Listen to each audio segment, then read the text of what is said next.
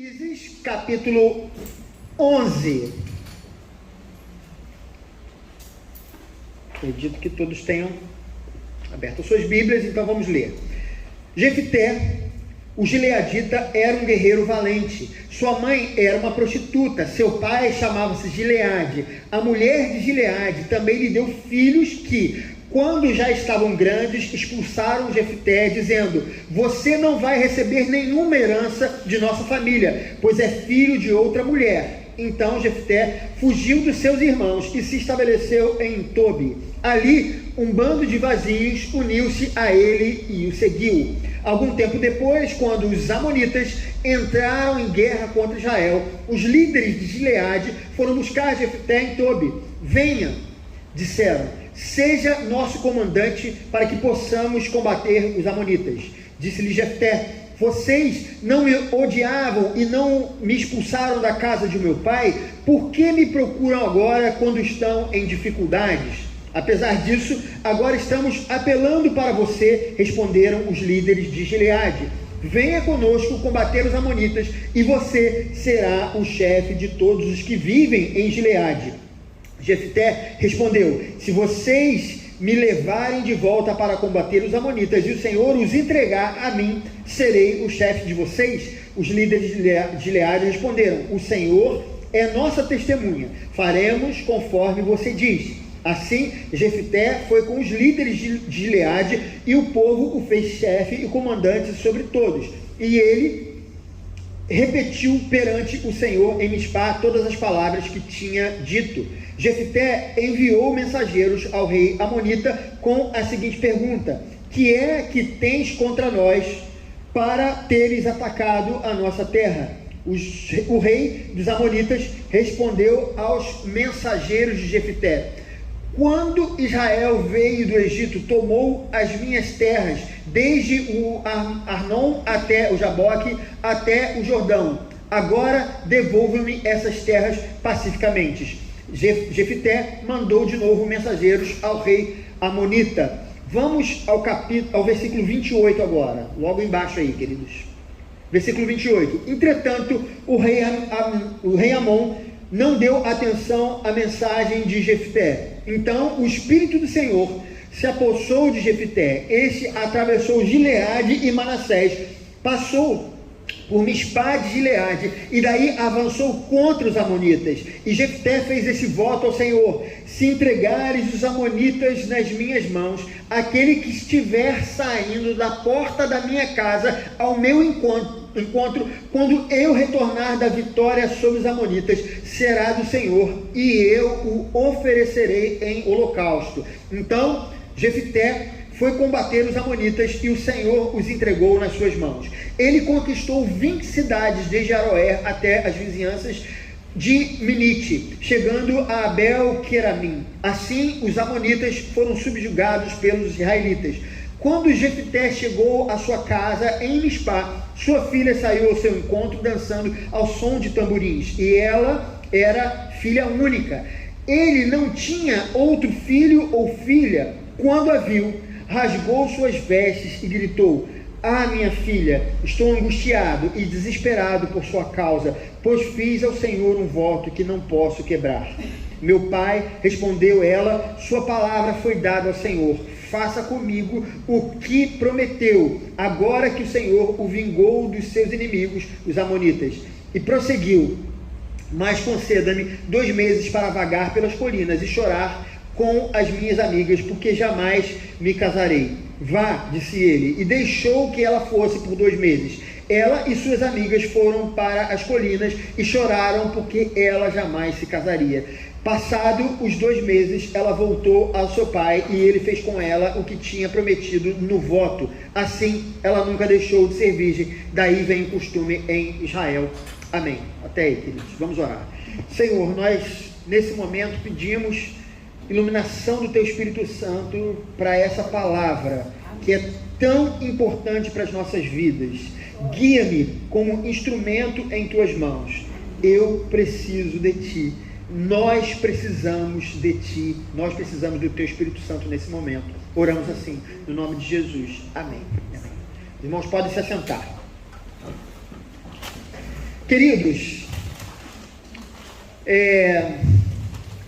a conhecida galeria dos heróis da fé, ela está registrada no livro, na epístola aos Hebreus, no capítulo 11, isso no Novo Testamento. E esse texto de Hebreus, ele cita vários personagens que viveram histórias extraordinárias, baseadas no contexto da fé bíblica. Entre vários alistados nessa galeria estão Abel, Noé, Abraão, Isaac, Jacó, Moisés, Davi e Samuel. Todos esses personagens que eu citei, eles são muito grandes para a história de Israel. A história deles se destaca no meio das outras histórias. Mas há também a menção de heróis da fé que não tiveram tanto destaque quanto estes. E são os heróis da fé que foram alistados no livro de Juízes: Baraque, Gideão, Sansão e Jefté. Eles têm uma importância, mas uma importância pontual, não exatamente como Davi, Samuel ou Moisés, que foram de fato personagens tão importantes que mudaram o rumo da história de Israel e o rumo da história do mundo. Esses 4 personagens do livro de Juízes são desse livro especificamente. Esses homens agiram por fé e por isso eles são considerados como heróis. Mas, queridos, eles estão longe de ser um exemplo para Israel, diferente de alguns desses que nós falamos anteriormente.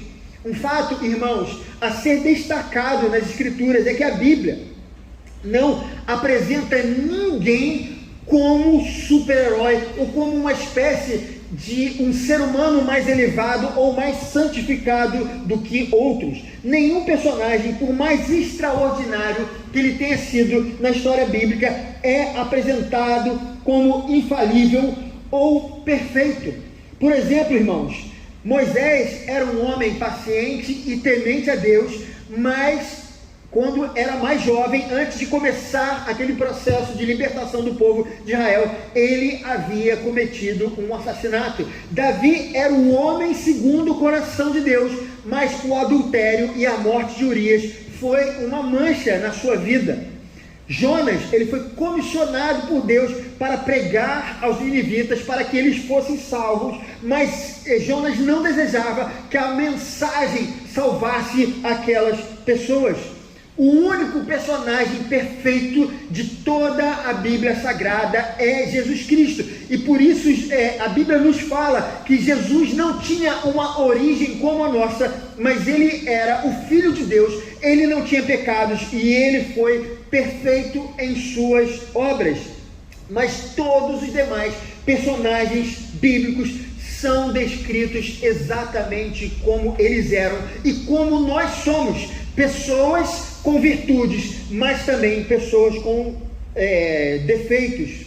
Por isso, as pessoas descritas no livro de Juízes são do jeito que elas são. A Bíblia, queridos, ela não tenta florear os seus atos, não tenta esconder os seus erros, não tenta camuflar a sua personalidade e numa versão aqui mais jovem, não tenta passar pano naquilo que eles eram. Essa é uma expressão que tem sido usada muito ultimamente, Por exemplo, irmãos, Baraque, que é um desses personagens incorretos, digamos assim, entre aspas, de Juízes, ele não conseguiu confiar plenamente na promessa da vitória de Deus e ele precisou que Débora fosse com ele. Gideão, ele foi aquele homem que venceu uma batalha confiando no Senhor, com apenas 300 homens, contra um exército enorme dos midianitas, mas ele foi a mesma pessoa que teceu uma estola sacerdotal que era um objeto místico que levou Israel ao pecado da idolatria. Sansão, queridos, esse homem extraordinário que nós começamos a ler na nossa leitura bíblica devocional essa semana, ele também quebrou o juramento do nazireado e ainda se casou com mulheres cananeias. E por último, queridos, esse personagem que nós destacamos aqui na leitura de hoje, Jefté, que ofereceu a filha em sacrifício, em holocausto ao Senhor. Veja que coisa mais estranha. Na Bíblia, as pessoas são retratadas com os seus erros, mas os personagens de Juízes, às vezes, se parecem mais com os ímpios do que com gente piedosa. Essa é a verdade, queridos. Mas há um motivo para que essas coisas sejam assim. Queridos, eles não são assim porque eles são indiferentes a Deus. Pelo contrário, eles foram considerados heróis da fé. Se fosse o contrário, eles não estariam naquela lista de hebreus. Eles criam em Deus. Mas o problema era que esses juízes de Israel não tinham o conhecimento adequado a respeito de Deus. Por isso, cometeram algumas coisas que podem muitas vezes até mesmo nos chocar, queridos. Eu gostaria de explicar isso, que eu estou falando exatamente através da história de Jefté. Queridos, antes desse capítulo 11 que nós lemos, há um preâmbulo da história de Jefté, uma introdução que é dada no capítulo 10, do versículo 6 ao versículo 18. Aquele momento específico que Jefté estava vivendo não era nem o momento do final do livro ou o momento do começo do livro. Aquele era um momento no qual Deus começava a perder a paciência de Deus começava a se esgotar com os próprios israelitas, com o próprio povo de Deus. Mas você até pode me dizer o seguinte: Deus não havia se agradado daquela segunda geração? Não foi isso que você pregou há algumas semanas aqui na igreja? Que Deus estava feliz com aquela geração, que eles foram prósperos, eles foram abençoados por Deus, porque eles seguiram ao Senhor, porque eles obedeceram ao Senhor. Por que Deus agora começava a rejeitar o seu próprio povo? Queridos, quando Israel entrou em Canaã, Deus prometeu que eles teriam paz, que eles teriam prosperidade, que eles não passariam por adversidade. Deus lhe garantiu também a vitória sobre os seus inimigos, mas havia um fator condicional: eles deveriam ser obedientes. E durante a vida de Josué, queridos, nós vemos, a Bíblia nos disse, nós lemos isso, durante a vida de Josué, eles viveram assim, eles procederam assim, eles foram obedientes ao Senhor. Mas o tempo passou, e o livro de Juízes nos diz que apenas, o início do livro nos fala isso, que apenas algumas tribos permaneceram fiéis a Deus, mas outras não fizeram o seu dever de casa e não procederam da mesma maneira. Ou eles derrotaram os inimigos e fizeram os cananeus escravos, quando Deus mandava aniquilar completamente aquela população, como eu já preguei aqui. Ou então eles simplesmente se associaram, não lutaram com os inimigos e se associaram a eles, fazendo com que eles tivessem uma convivência. E foi isso algo extremamente nocivo ao povo de Israel. As tribos, irmãos, foram assumindo aos poucos a cultura e a religião dos cananeus por conta dessa proximidade com eles. Além de Deus, foi se tornando irrelevante, os laços de irmandade foram se diluindo. Quanto mais os eventos de Josué cronologicamente se distanciavam, mais o povo se afastava dos princípios da lei. E assim sendo, quanto mais distante da lei, maior se tornava a apostasia daquele povo. Vários desses indícios, amados, são vistos nos personagens de Juízes. Se a gente for ali no capítulo 2, a gente vai ver que o autor do livro, ele nos fala que há um círculo vicioso que acontece na história da nação. E o círculo vicioso era o seguinte: Israel, que foi chamada para obedecer e ser abençoada pelo Senhor, eles abandonavam o Senhor, eles pecavam, eles começavam a servir aos deuses de Canaã. Logo, o pecado os levava à opressão do inimigo, porque a gente precisa lembrar que eles estariam livres da opressão do inimigo se eles obedecessem ao Senhor. Então eles desobedeciam ao Senhor, a opressão do inimigo vinha sobre eles, essa opressão levava o povo a clamar a Deus, porque a opressão era muito violenta contra eles, e aí o clamor os levava ao arrependimento. No momento em que eles se arrependiam, Deus levantava um libertador. Queridos, esse era o movimento que acontecia ali, mas isso tinha um problema. Isso, na verdade, funcionava como uma espécie de redemoinho. Todas as vezes que eles caíam nesse círculo, eles não conseguiam se erguer totalmente. Cada vez mais a impiedade crescia, aumentava entre o povo. Cada vez mais eles se tornavam idólatras. Cada vez mais tornavam-se mais parecidos com os povos cananeus. E Jefté está, irmãos, no meio dessa história. As coisas ainda não haviam, vou usar aqui aquela expressão, degringolado totalmente. Por outro lado, eles não estavam mais como deveria, como começou no tempo de Josué. Deus estava dando indícios de que a sua paciência com aquele povo se esgotaria. E a primeira coisa, queridos, que a gente vê nesse texto é que Jefté não foi uma escolha divina.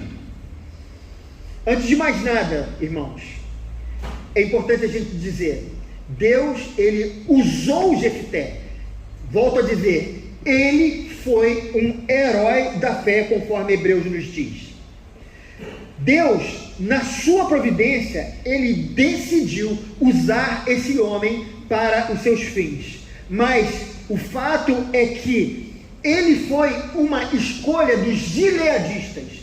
Antes de Josué, e também com Sansão isso aconteceu, Deus ele pensou o juiz de Israel, mas nesse momento, não é isso, no texto que nós lemos, não é isso que acontece. Os gileaditas, eles estavam querendo deixar aquela opressão dos midianitas de lado, eles queriam se livrar daquilo, então eles chamam Jefté, que era um guerreiro, que era um homem que tinha uma milícia ao seu lado, né, que era uma tropa que poderia os ajudar. E aquela cidade não se importava se Jefté era um homem justo ou não, não se importavam se Jefté era temente ou não a Deus, isso não fazia diferença para eles, ou não se importavam se Jefté conhecia ou não a lei divina. O importante para eles era vencer os amonitas. A segunda coisa que a gente vê nesse texto, queridos, que apesar de crer em Deus, Jefté estava bem contaminado com a cultura dos cananeus. Veja em Juízes, no capítulo 11 que nós lemos, o versículo 30 e 31 que nos diz o seguinte: Jefté fez esse voto ao Senhor: se entregares os amonitas nas minhas mãos, aquele que vier saindo da porta da minha casa ao meu encontro, quando eu retornar da vitória sobre os amonitas, será do Senhor, e eu oferecerei em holocausto. Amados, aqui nos cabe uma explicação. Nós, às vezes, temos a tendência de abrandar os relatos bíblicos quando eles são fortes. Quando nós nos deparamos com textos difíceis, nós preferimos escolher uma interpretação um pouco mais amena, mas nem sempre essa é a melhor maneira da gente interpretar a Bíblia, porque nós precisamos interpretar os textos conforme eles são. E os primeiros leitores da Bíblia, nós somos leitores secundários, mas havia um público que foi aquelas primeiras pessoas que leram a Bíblia. Eles, quando leram isso, eles ficaram chocados de uma forma que muitas vezes nós não ficamos chocados.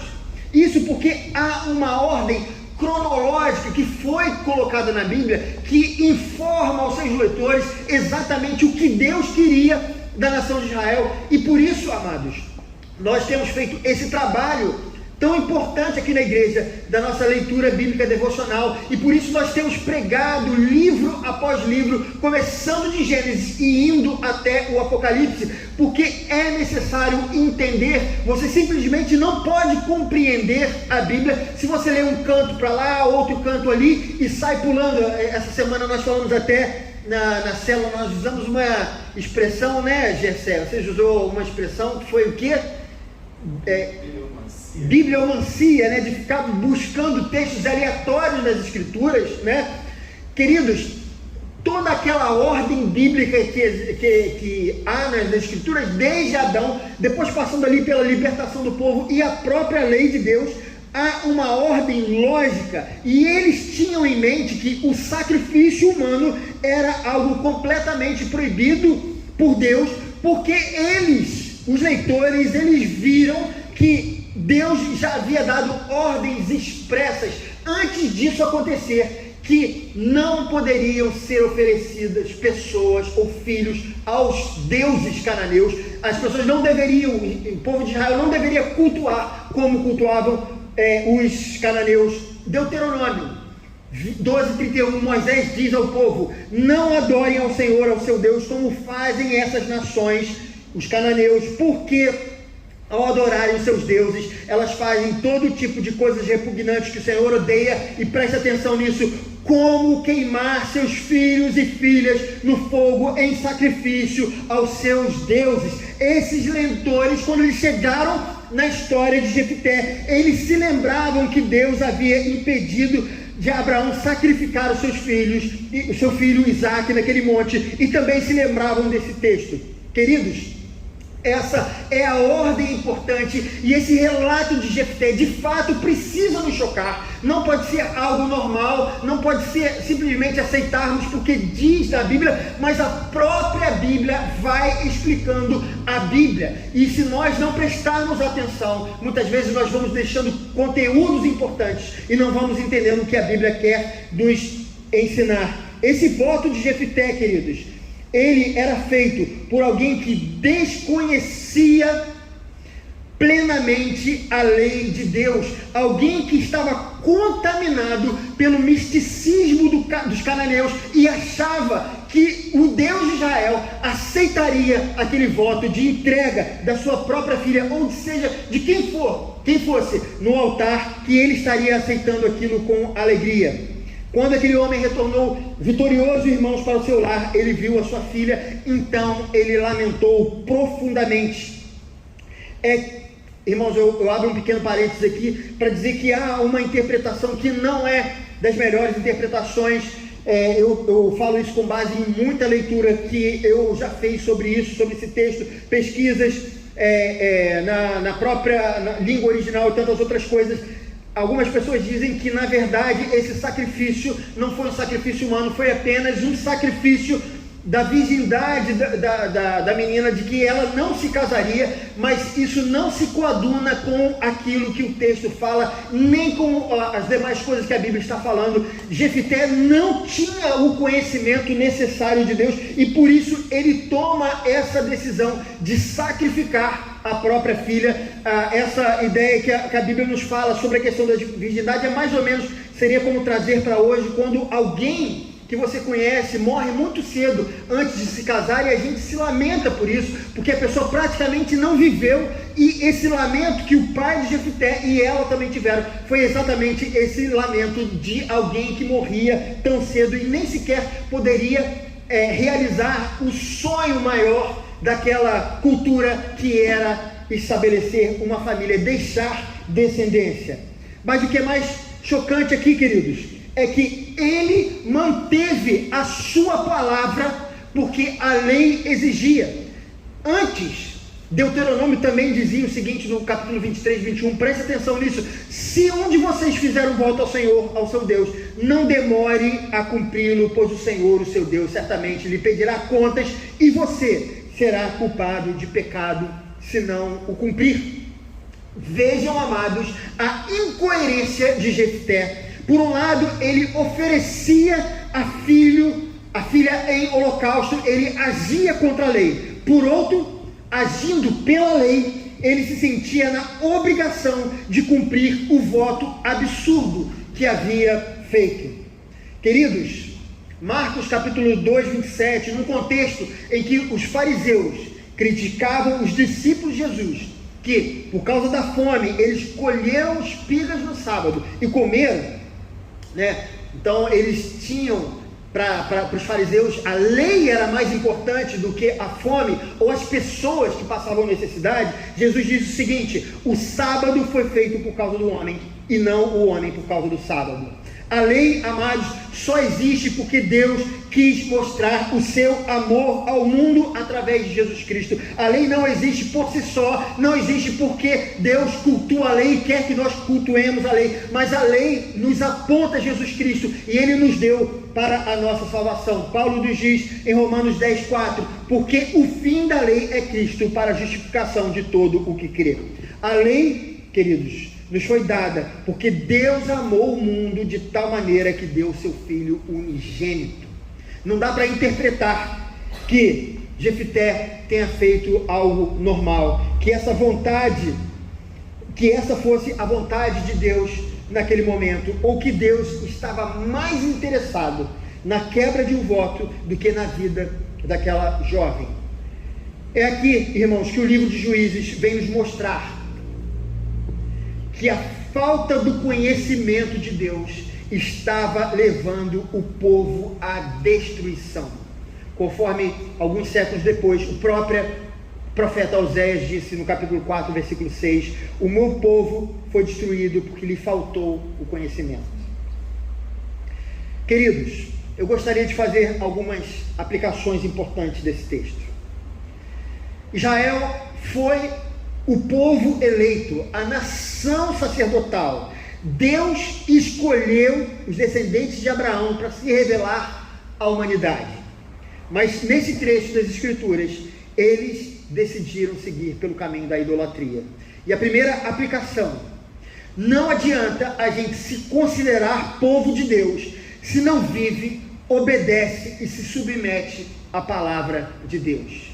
Queridos, a Bíblia não é um amuleto, a Bíblia também não é um objeto sagrado por si só, não é o papel ou o formato daquela capa preta que fazem dela a palavra de Deus, mas ela é a palavra de Deus quando ela é obedecida, quando ela é desejada, quando estamos dispostos a ouvir o que Deus quer de mim através dela. E por isso o Espírito Santo, ele precisa nos convencer dessa pessoa, porque qualquer pessoa pode ler e estudar a Bíblia, mas não é qualquer pessoa que vai ser transformada por ela, porque é necessário o Espírito Santo de Deus agindo.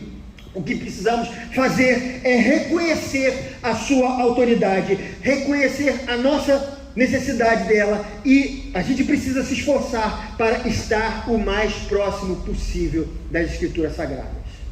Em segundo lugar, quanto menos conhecemos a palavra, maior é a possibilidade de tomarmos caminhos errados. E nesse período, Israel estava cometendo erros que não deveriam. A lei, irmãos, e as diversas experiências que eles tiveram no deserto e em tantos momentos quando também tomaram a terra de Canaã, deveria ter servido como parâmetro para o povo de Deus, mas o distanciamento de Deus os tornava cada vez mais parecidos com os cananeus.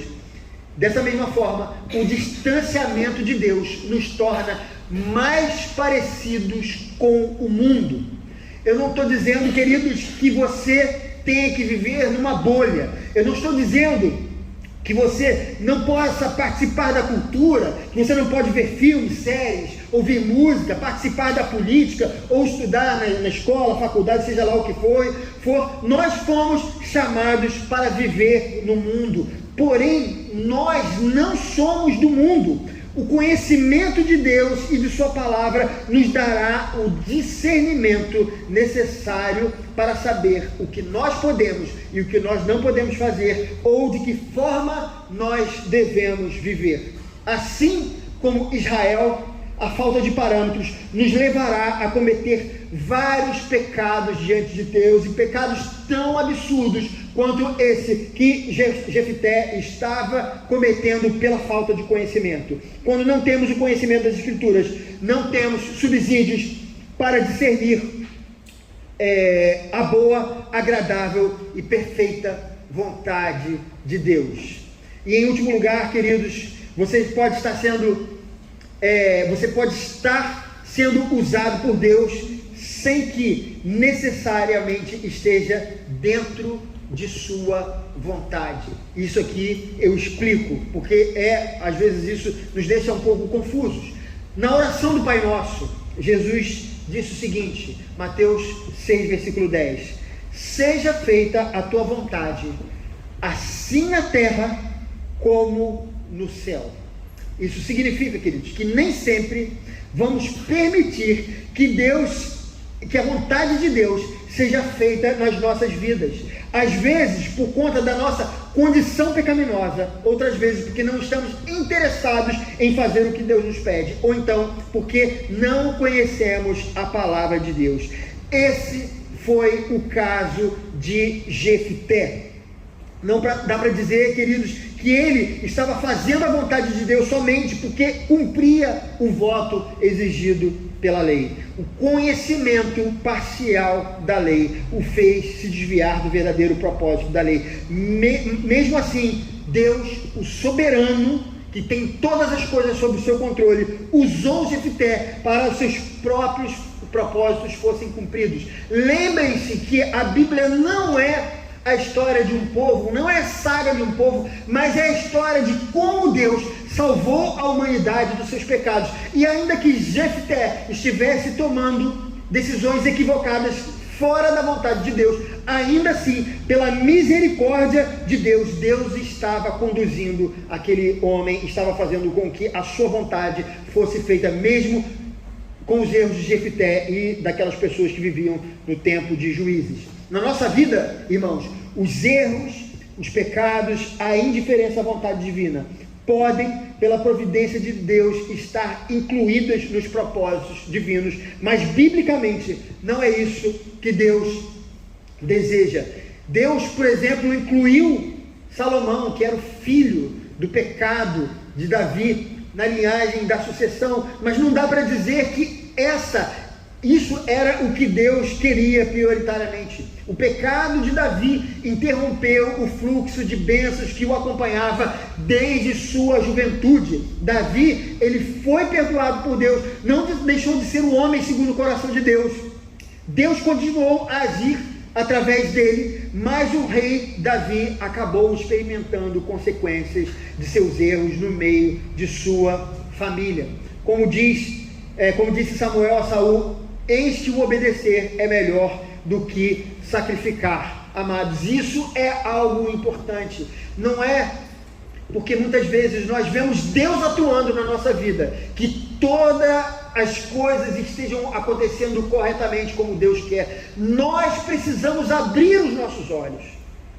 Deus pode estar te usando no seu trabalho, Deus pode estar abençoando sua vida, mas isso não significa que você esteja dentro daquilo que Deus quer, porque muitas vezes, pela ignorância, porque nós não estamos ligados na palavra, nós estamos nos recusando a conhecer a palavra, porque às vezes somos preguiçosos, porque às vezes não temos paciência, ou seja lá o que for, queridos. Nós nos recusamos a ouvir a voz de Deus, que está na sua palavra, que o Espírito Santo sim tem a preocupação de nos falar, quando nós nos dedicamos na leitura e na oração, e nós começamos a tomar decisões nas quais Deus não desejava que nós tomássemos. Nós precisamos tomar cuidado com isso, porque isso é algo sério e é algo importante.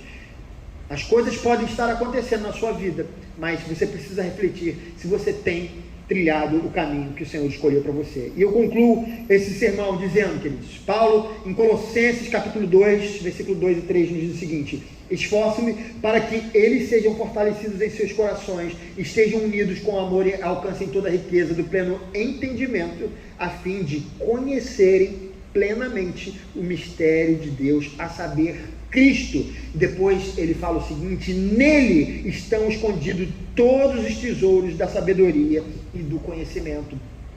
Paulo falava isso no momento em que as pessoas buscavam um conhecimento sobrenatural a respeito de Deus, que se eles alcançassem aquele conhecimento, eles alcançariam um estágio espiritual superior. Não é isso que o apóstolo Paulo está dizendo.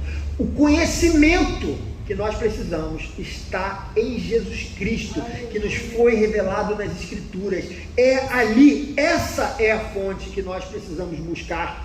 o conhecimento necessário para a sua vida, né? Não é, queridos, buscando através da bibliomancia, né? Conforme ali nos disse o nosso irmão Jessé, não é isso, queridos, é realmente conhecer a palavra de Deus e saber o que Deus quer para nós. É necessário, queridos, que nós tenhamos esse conhecimento da palavra de Deus. Não deixe de ler a Bíblia, não deixe de se comunicar com o Senhor, de ter comunhão com o Senhor em momento algum, porque a tendência do ser humano é ser como o povo de Israel, que conheceu e experimentou o Senhor, mas conforme o tempo foi passando, foi se desviando, e conforme o tempo passou definitivamente, eles já quase não se pareciam mais com aquele povo de Deus. Tudo que nós precisamos saber está em Jesus Cristo. A única forma de conduzirmos seguramente as nossas vidas está no conhecimento de Jesus Cristo. Conhecê-lo no entendimento e na prática diária é a garantia de que nossas vidas